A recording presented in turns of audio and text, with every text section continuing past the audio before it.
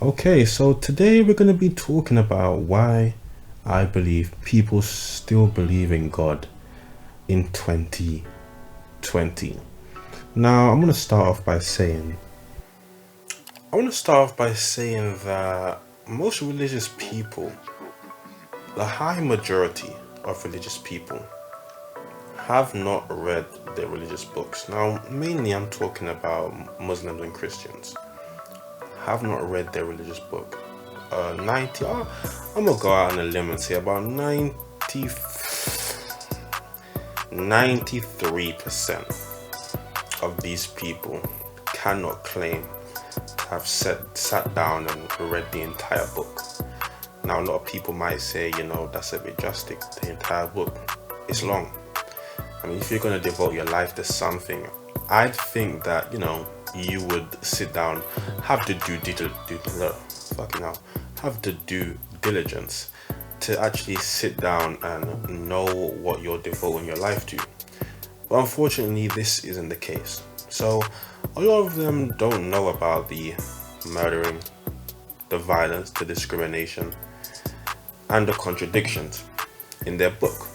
However, even if they knew this, I don't think it would sway many people. And the reason why this is the case is, well, there's not just one reason. There are many reasons. The first reason is the fear of the unknown, or the fear of what we know. It's kind of both. The unknown is, where do we go when we die? Those types of questions.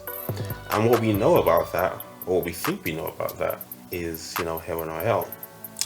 And without really thinking about it, if someone tells you, you live a good life, you go to a good place when you die. You live a bad life, you go to a bad place when you die. It makes sense without thinking about it.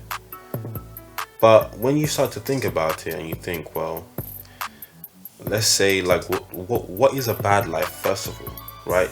Could have done some bad things. Let's say let's say you committed a murder. Do you deserve to burn in hell for eternity over that crime? Now, a lot of people will say yes. For me, I don't believe that's the case. To burn in hell for an eternity, I don't think that there's any sin worthy. However, religious people do think this, and it's one of their fears. And fear is a great, what's the word? Is it conduit? Can I use conduit? I don't believe I can. Fear is a great conduit. No. But fear is great when you want to control people. And that's basically the entire Old Testament. Trying to control through fear. This is why God was so murderous and so merciless, to try to get people to be so afraid that they worship him. But anyways, that's not what we're here to talk about. I'm literally jibber jabbering on right now. But let's get into why people still believe in religion. Now, it's the fear of the unknown, or the fear of what we know. And it's also the fear of being alone. I've come to realize that a lot of people feel comfort in the idea that someone is looking out for them. There is some higher power, watching their every move and guiding them. And for me, I totally understand that.